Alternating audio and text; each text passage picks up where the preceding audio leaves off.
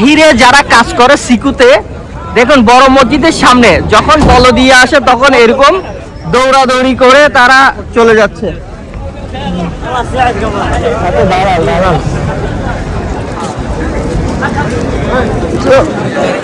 তো সব জায়গায় দালাল আছে এবং চোখ আছে। দেখুন একজনে ভিডিও করতেছে, একজনে ছবি তুলতেছে।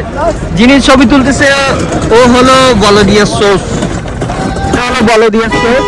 এখন যখন বলদিয়া আসতেছে তখন সবাই চলে যাচ্ছে। দেখেন সবাই যার যার মাল সাবানা ফেলে চলে যাচ্ছে। এটা হলো দাম্মাম সিকুর বড় মসজিদ।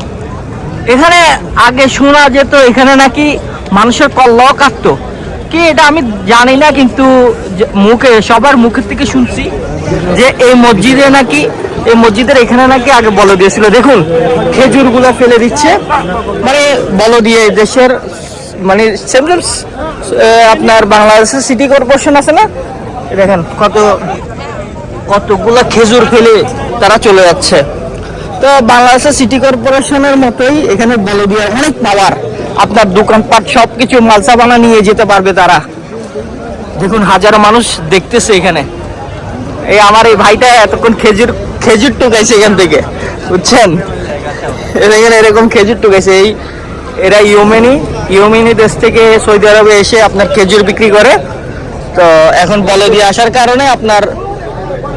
আসার কারণে তারা দোকানপাট ফেলে যে যার মতো চলে গেছে। দেখুন কত সুন্দর সুন্দর ভালো ভালো খেজুর,